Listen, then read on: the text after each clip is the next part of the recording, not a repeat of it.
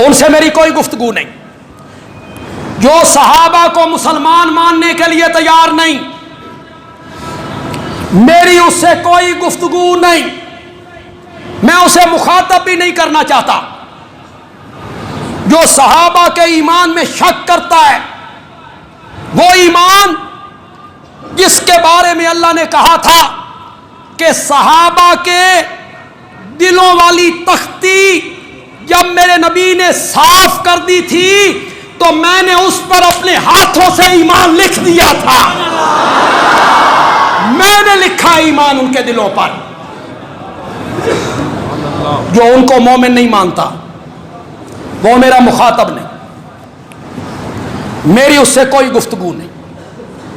میری گفتگو صرف کس سے ہے؟ زور سے بولو. صرف اہل سنت سے، جو صحابہ کی قدر کرتی، جو صحابہ کی عظمتوں کے قائل. میری گفتگو صرف ان سے ہے. میری ایک بات کا جواب دے دو اہل سنت کے لوگوں، علماء بھی، نوجوان بھی، بزرگ بھی. میری ایک بات کا جواب دے دو خدا کے لیے. اگر سامنے کفر ہوتا، اگر سامنے دین کو بگاڑنے والا ہوتا، اگر شریعت کو بدلا جا رہا ہوتا، اگر دین کو تبدیل کیا جاتا ہو رہا ہوتا، اگر دستور اسلام میں تبدیلی اس کی کوشش ہو رہی ہوتی، شریعت بدل رہی ہوتی، دین ختم ہو رہا ہوتا، تو بولو اکیلا حسین نکلتا یا دوسرے صحابہ بھی نکلتے؟ بولو، زور سے بولو. نکلتے کہ یا نہ نکلتے؟ پھر کوئی نکلا؟ کوئی ایک صحابی نہیں نکلا. کون زندہ تھا؟ حضرت عمر کا بیٹا عبداللہ ابن عمر. اور سن رہے ہو کہ کون نہیں سن رہے ہو؟ حضرت عباس کا بیٹا عبداللہ ابن عباس، حضرت جعفر طیار کا بیٹا عبداللہ ابن جعفر، ابو سعید خدری، ابو واقد لیسی، نعمان ابن بشیر، یہ سارے صحابہ ہیں. 350 کے قریب صحابہ زندہ تھے. کربلا کا جب واقعہ ہوا تو کتنے صحابہ زندہ تھے؟ زور سے بولو. کوئی ایک بھی نکلا؟ اگر دین بدل رہا ہوتا تو حضرت حسین اکیلے نکلتے یا دوسرے صحابہ بھی نکلتے؟ ان کے لیے تو آسان ہے، انہوں نے کہنا ہے یہ سب بے ایمان تھے، یہ سب کفر کے ساتھ کمپرومائز کر چکے تھے، وہ نہیں نکلے، اکیلے حسین نکلے. وہ کہہ سکتا ہے. ہم اہل سنت یہ بات نہیں کہہ سکتے، ہم اس کا تصور بھی نہیں کر سکتے. صحابہ کے متعلق ہم اس کا تصور بھی نہیں کر سکتے. اور دین کا بدلنا، شریعت کا تبدیل کر دینا، دین کے دستور کو تبدیل کر دینا، یہ تو بڑی دور کی بات ہے. صرف اشارہ کرنا چاہتا ہوں، اشارہ. حضرت عمر خطبہ دینے کے لیے آئے ہیں. جلال ہے، آدھی دنیا کا فرما روا ہے. کیسر و کسرا اس کا نام سن کے کانپنے لگتے ہیں. ایک صحابی کھڑا ہو جاتا ہے. حضرت عمر کہتے ہیں سنو، اطاعت کرو. وہ کہتا ہے نہیں سنتے، نہیں اطاعت کرتے. کہ کیوں؟ کہ جس کپڑے کا کرتا آپ نے پہن رکھا ہے، یہ کپڑا ہمیں بھی ملا تھا. ہمارا کرتا تو نہیں بنا، آپ کا کرتا کیسے بنا؟ صحابہ تو ایسے تھے. صحابہ، دین کا بدلنا تو بڑی دور کی بات ہے میرے بھائی. صرف اتنی سی بات، آپ کا کرتا کیسے بنا؟ یہ ہے مدینے کی ریاست. ریاست مدینہ ہے. پکڑ لو، پولیس کہاں ہے؟ تھانے میں اٹھا کے لے جاؤ، ایف آئی آر درج کرو، اس کو سبق سکھاؤ. نہیں، آدھی دنیا کا فرما روا کہتا ہے میرا بیٹا عبداللہ کہاں ہے؟ بابا موجود ہوں۔ فرمایا بیٹا بولو۔ بیٹا اٹھا، اس نے کہا اس کپڑے میں بابے کا کرتا تو نہیں بنتا تھا، میں نے اپنے حصے کا کپڑا بابا کو دے دی، دو کپڑے ملے تو کرتا بن گیا۔ وہ صحابی بیٹھ گیا، کہنے لگا کہو، سنیں گے بھی صحیح مانیں گے بھی صحیح۔ صحابہ ایسے نہیں تھے کہ شریعت بدل جائے اور صحابہ چپ کر کے بیٹھے رہیں۔ حضرت عمر خطبہ دے رہے،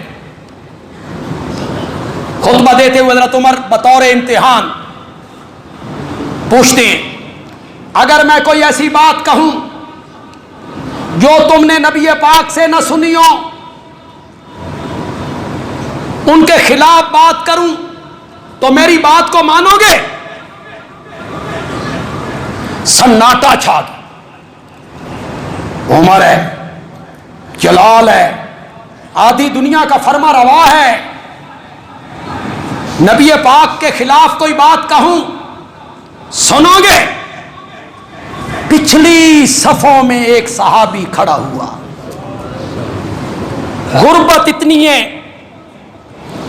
کہ تلوار رکھنے کے لیے نیام بھی اس کے پاس موجود نہیں، اس نے کھجوروں کے تنوں میں تلوار لپیٹی ہوئی ہے، اوپر کھجوروں کے تنے لپیٹے ہوئے ہیں، اٹھا تلوار باہر نکالی، اس کی دھار پہ انگلی رکھی اور کہا امیر المومنین سن، یہ تلوار بدر و احد میں کفار کے سروں پر بجلی بن کے چمکی تھی، اگر تم نے میرے نبی کے خلاف کوئی بات کہی تو اس تلوار سے تیری گردن قلم کر کے رکھ دوں گا۔ صحابہ ایسے نہیں تھے کہ شریعت بدل جائے اور صحابہ خاموش بیٹھے رہے۔ کیوں بھائی؟ اگر سامنے کفر ہوتا، دین بدل گیا ہوتا، شریعت تبدیل ہو گئی ہوتی تو حضرت حسین اکیلے نکلتے یا باقی صحابہ بھی نکلتے؟ عام میں جو پڑھے لکھے لوگ ہیں ان لوگوں کو بات سمجھانا ذرا آسان ہو جاتا ہے، اور جن کو بالکل پتہ نہ ہو ان کے لیے تھوڑی سی مشکل بات ہو جاتی ہے۔ جتنے تم تاریخ پڑھے ہوئے لوگ ہو، بتاؤ بجائے ساتھ دینے کے، صحابہ نے بجائے ساتھ دینے کے حضرت حسین کو کوفے جانے سے روکا یا نہیں روکا؟ پڑھتے رہتے ہو تاریخ میں کہ نہیں پڑھتے رہتے ہو؟ روکا۔ حضرت عبداللہ ابن عباس نے روکا، حضرت عبداللہ ابن عمر نے روکا، حضرت عبداللہ ابن جعفر نے روکا، ابو سعید خدری نے روکا، نہ جاؤ۔ کوفے کے لوگ وہی ہیں جنہوں نے تیرے بابا کو شہید کیے، بڑے بھائی کے نیچے سے مسلح کھینچا، ان کی ران میں خنجر مارا، انہیں مذل المومنین کہا۔ یہ بے وفا لوگ ہیں، یہ دھوکہ دینا چاہتے ہیں، یہ مسلمانوں کی متحدہ قوت کو توڑنا چاہتے ہیں، آپ کو استعمال کر کے مسلمانوں کو آپس میں لڑانا چاہتے ہیں۔ روکا۔ حضرت عبداللہ ابن عباس نے کیسے روکا تھا پتہ ہے؟ فرمایا اگر مجھے یقین ہوتا کہ تم میرے روکنے سے رک جاؤ گے تو میں تمہارے سر کے بال اور داڑھی کے بال پکڑ کے بھی روک لیتا، لیکن مجھے لگتا ہے تم رکو گے نہیں۔ حضرت حسین نے کہا نہیں میں جاؤں گا۔ انہوں نے کہا پھر میں دیکھ رہا ہوں تیری داڑھی اور تیرا سر خون سے رنگین ہو گیا ہے۔ حضرت ابن عباس نے یہ کہا، حضرت عبداللہ ابن عمر نے روکا، اپنے بھائی محمد ابن علی المعروف بھی حنفیہ، اس نے روکا، نہ جائیں۔ حضرت حسین انہیں کہتے ہیں تم میرے ساتھ آؤ، میرے بھائی ہو، میرا ساتھ دو۔ انہوں نے کہا نہیں، کوفے کے لوگ غدار ہیں، یہ مسلمانوں کو لڑانا چاہتے ہیں، انتشار پیدا کرنا چاہتے ہیں، مسلمانوں کی قوت کو توڑنا چاہتے ہیں۔ کہا خود نہیں آتے ہو تو اپنے بیٹوں کو بھیج دو۔ بچوں کو کہا جو چیز میں اپنے لیے پسند نہیں کرتا وہ اپنے بیٹوں کے لیے میں کیسے پسند کروں گا؟